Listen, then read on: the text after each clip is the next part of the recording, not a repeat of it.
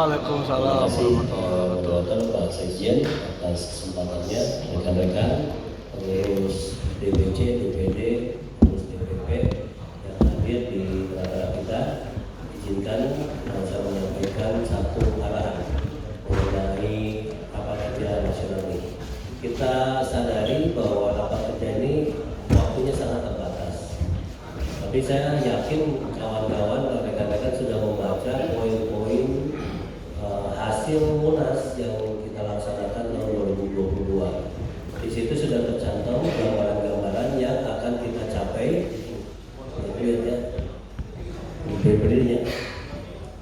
Jadi yang akan kita capai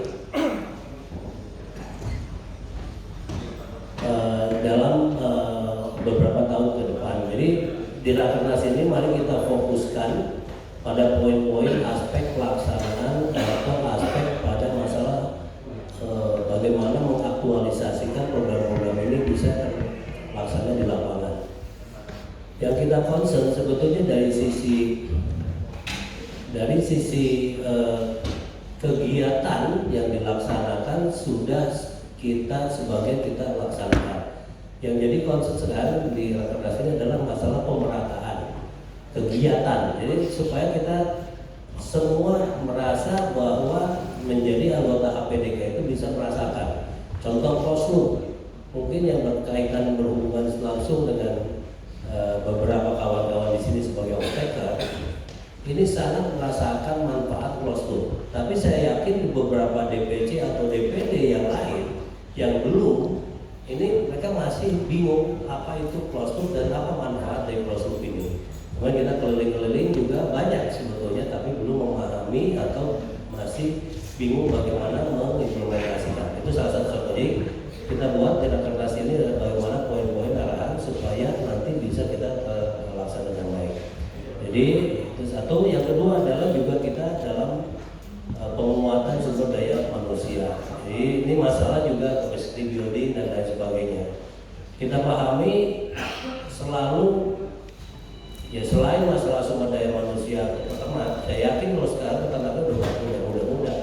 Tapi juga kita harus memikirkan juga dampak ke depan itu pada regenerasi di organisasi ini. Jadi selalu saya ada kesulitan pada saat ini gini-gini juga saya udah 2 kali, nggak ada 3 kali ya. Jadi udah mulai kita mempersiapkan ke depannya itu istilahnya selalu ada kata bahwa ada orang, ada masanya. Ada masa, ada orangnya, jadi tidak bisa Yudi Guntara terus nanti kan. Ini harus kita siapkan. Namun modal-modal yang ada di sana kita lakukan ini sudah menjadi modal kuat HPDK. Contoh tahun ini pelaksanaan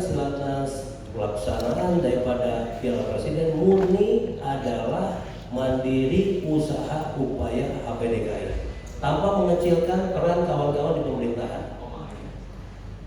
Jumlah hadiah itu betul-betul dari sponsorship. Tidak ada seperak pun kita hadiah dari sponsorship yang perbankan itu yang kita gunakan sebagai biaya kegiatan. Kalaupun ada kegiatan yang berbasis kerjasama, ya ada. Mungkin bisa dikatakan nggak tahu Mas Don ini. Tidak ada kali ya yang dikerjasamakan itu ada kecil sekali lah. Betul-betul saya anggap ini 95% kegiatan yang kita laksanakan 3 hari ke depan itu betul-betul kemandirian HPDKI.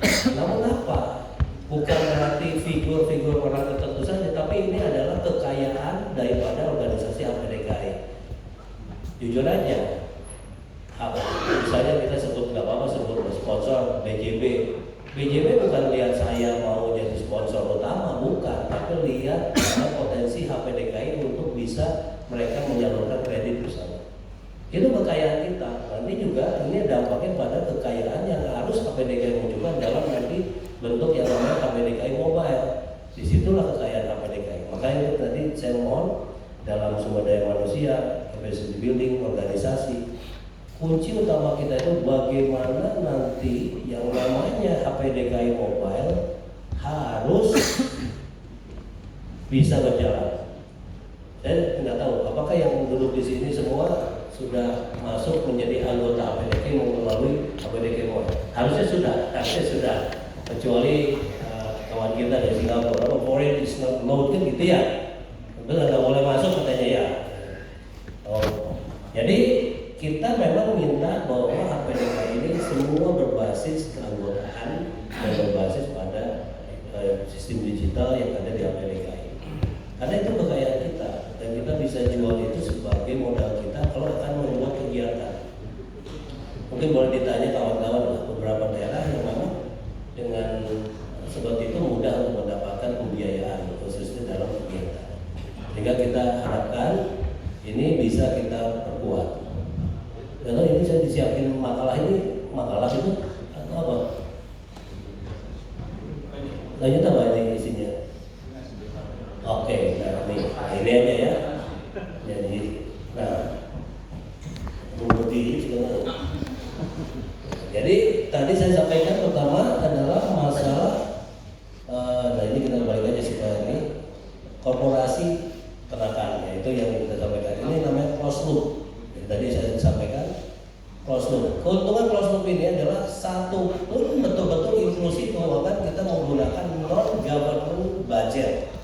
Nah, ini yang menjadi kekayaan HPDKI yang di closed loop ini. Yang lain banyak sifatnya bansos. Si hari ini besok dipotong, selesai. Kita closed loop, kita kembangkan pakai kredit kuat.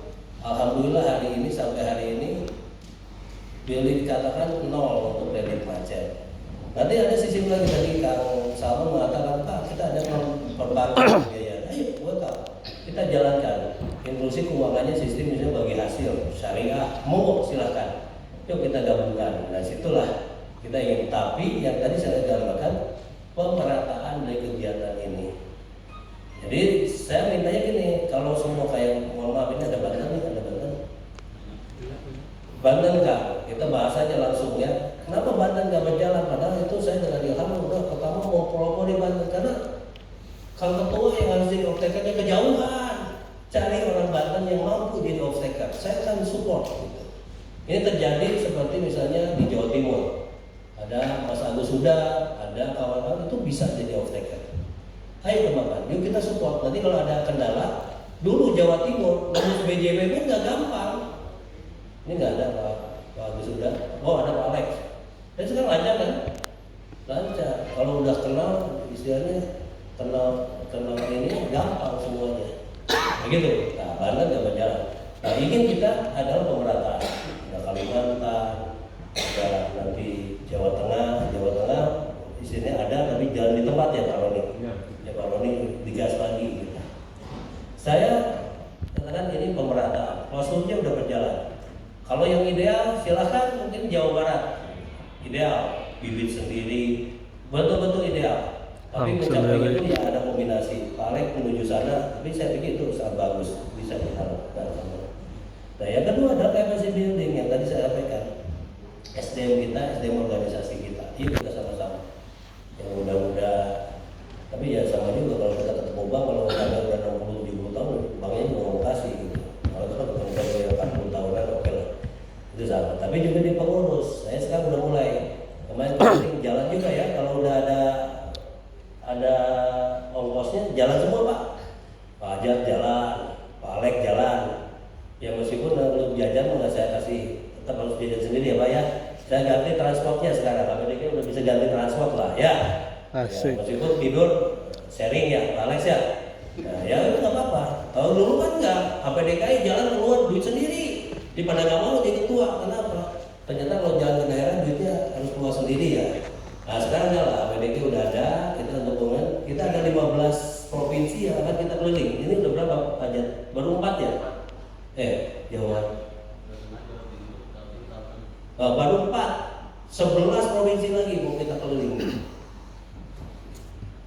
Yang jalan-jalan tuh.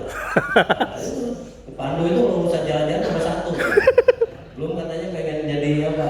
Peternak milenial yang di Australia, daftar lagi mau apa? Siap. Ya, itu nanti dites dulu IELTS-nya. Ya tapi kita sudah, alhamdulillah kita tinggal untuk pemerataannya. Kita ada lakasnya lah. Ini Pak Hasan, Pak Bendung sama itu meskipun minimalis, tapi kita ada untuk minimal nasional. Tapi organisasinya mulai kita ke yang kawan-kawan yang lebih muda mulai bergerak. Nah, juga kita akan mengembangkan yang namanya bibit-pembibit. Nah, jadi itu kita gabungkan dengan organisasi institusi yang tadi saya katakan masalah sumber daya manusia, bahwa kepengurusan kita juga hanya 2 periode, ya nanti ada waktunya rekan-rekan yang sudah menyiapkan untuk melanjutkan. Insya Allah saya tinggalkan juga nanti dalam kondisi yang kalau pertamanya kan kas 0 menjelang minus ya gitu. Nah, nanti terakhir pasti ada kasnya. Kalau nggak salah selalu begitu biasanya. Nah, yang kedua adalah kita masalah juga breeding system. Tadi malam saya diskusi lama sama Pak. Saya gini Pak, saya lihat bahwa memang domba lokal kita itu baik, tapi kita harus paham tujuannya. Kalau tujuannya untuk cari daging dan besar, introduksi. Tapi untuk kebutuhannya kawan-kawan yang minta dombanya kecilan, ya jangan introduksi dong. Nanti domba introduksi lahirnya aja udah 15 kilo tuh, kan gitu. Lepas sapinya aja udah 15 kilo gitu ya. Jadi nggak mungkin, itu pasti domba besar tujuannya. Tapi yang kita lihat sekarang adalah bergeser, introduksi adalah menjadi bisnis bibit. Nah, bisnis bibit ini juga ada 2, fraudnya juga banyak. Tadi malam saya diskusi dengan Pak Dirjen lama, saya katakan kita sudah tidak jelas lagi antara impor bibit dan impor bukan bibit. Nah, Pak Dirjen tadi sudah sampaikan. Dan kita tidak pernah jelas lagi mempermasalahkan pedigree yang bisa kita impor, apakah pedigree dari lembaga yang certified atau lembaga yang tidak certified. Nah, ini yang harus dilakukan. Jadi Pak Dirjen kan, karena tujuan kita introduksi adalah menciptakan suatu klaster bibit yang nantinya kita bisa manfaatkan. Yang mohon maaf, kemarin saya keliling juga ya sama kawan-kawan di Sukoharjo. Sekarang masih seneng cross jual induk, bibit jual bibit gitu ya. Nggak salah karena menguntungkan ya Pak Lek ya, nggak salah karena menguntungkan. Jadi hanya pembibitan di domba inilah yang dan kambing inilah yang menguntungkan. Kalau di sapi nggak menguntungkan. Tapi kata saya tujuannya harus fokus. Kalau untuk daging kita siapkan untuk daging. Pada saat bisa jual bibit, bonus namanya. Tapi jangan sampai bikin FS dan jual bibit. Saya yakin banyak investor baru masuk ke dunia domba kambing saat ini. Itu hitungannya visibility study-nya jual bibit. Dan itu pasti sangat menguntungkan. Ya, nggak menguntungkan gimana? Pasti kilonya bisa 150 ribu per kilo kan gitu. Padahal kenyataannya kalau dipotong daging paling antara 55-60 ribu sekilo kan gitu. Nah ini kan terlalu ini. Sama juga untuk kita peningkatan misalnya di kambing perah, tujuannya adalah susu, bukan jadi masalah bibit-bibit. Nah ini harus ada masalah. Dan memang kemarin kita lihat ada sedikit permasalahan di harga susu. Yang mudah-mudahan bukan karena kita naiknya di Sapera terus produksinya banyak ya. Tapi ya mungkin saja karena produksinya naik jadi bermasalah. Nah ini semua mari kita selesaikan di rakernas ini. Lalu juga masalah kecabangan, masalah aktif tidak aktifnya organisasi. Saya lihat sekarang nanti juga harus dibahas. Ada DPD, ada DPC, nggak pernah muscab, nggak pernah musda. Dari dulu itu aja terus. Bukan berarti saya setuju ketuanya. Ya boleh diangkat berkali-kali juga silakan, tapi ya ada musda lah. Ini ada beberapa DPD saya lihat pakem. Jadi pengurusnya tidak berubah. Dan ini harus nanti Pak Sekjen melalui organisasi memberi peringatan. Anda DPD harus mengadakan musda. Jadi hasil itu yang kita sampaikan dan yang mungkin tidak dapat 4 program ini. Ya bukan 2002-2003 sih, saya inginnya ini udah cukup segini, kita sampai 2006. Saya pikir Presiden ganti, ketua PDKI ganti gitu. Saya mau jadi menteri juga. Amin. Amin. Amin. Turun dari presiden ke menteri ya, turun. Tapi maksud saya sini, yuk kita samakan pemerataan. Saya kadang-kadang juga ya main keliling lah. Ya mereka itu ada ketimpangan, gitu ya, informasi, ketimpangan akses ya. Dan mohon saya juga diberikan input sehingga ketimpangan ini bisa difasilitasi oleh DPD, DPC. Yuk sama-sama kita sebagai ketua atau pengurus DPD atau DPC atau di DPP sendiri bisa juga membantu peternak ini untuk bisa merasakan manfaat APDKI. Karena dengan itu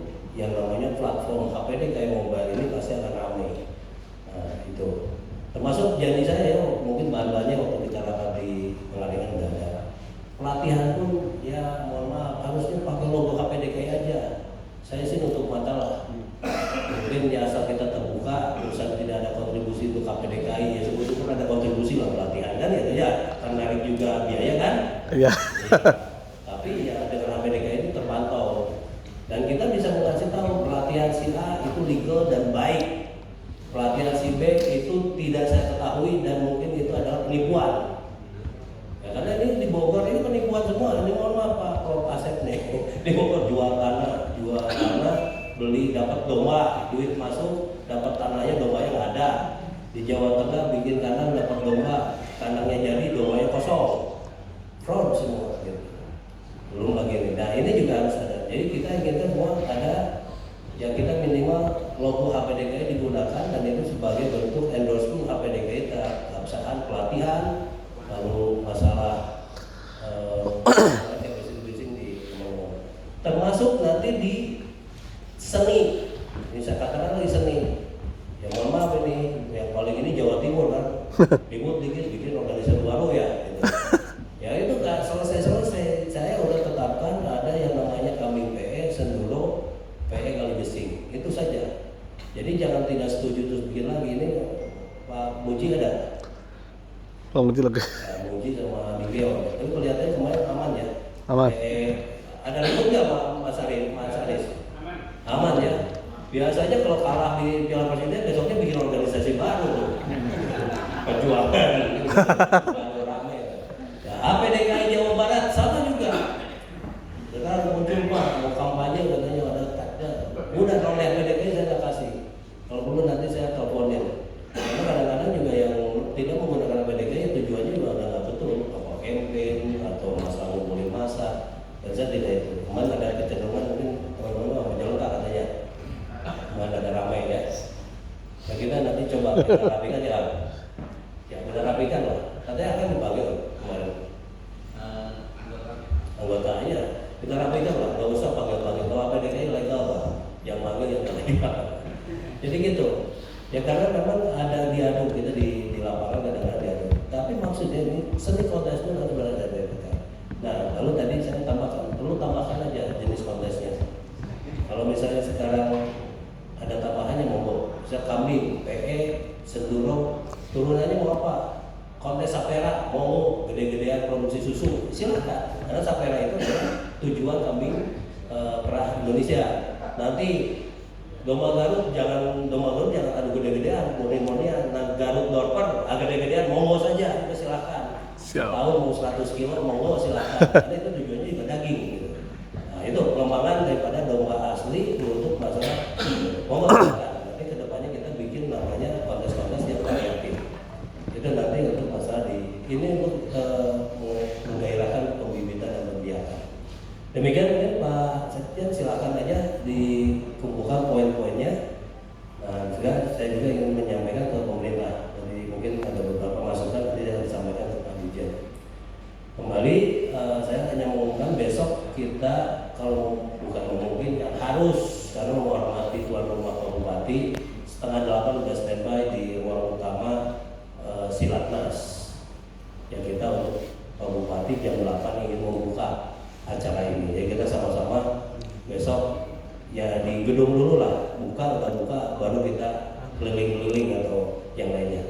Demikian, assalamualaikum warahmatullahi wabarakatuh. Waalaikumsalam warahmatullahi wabarakatuh.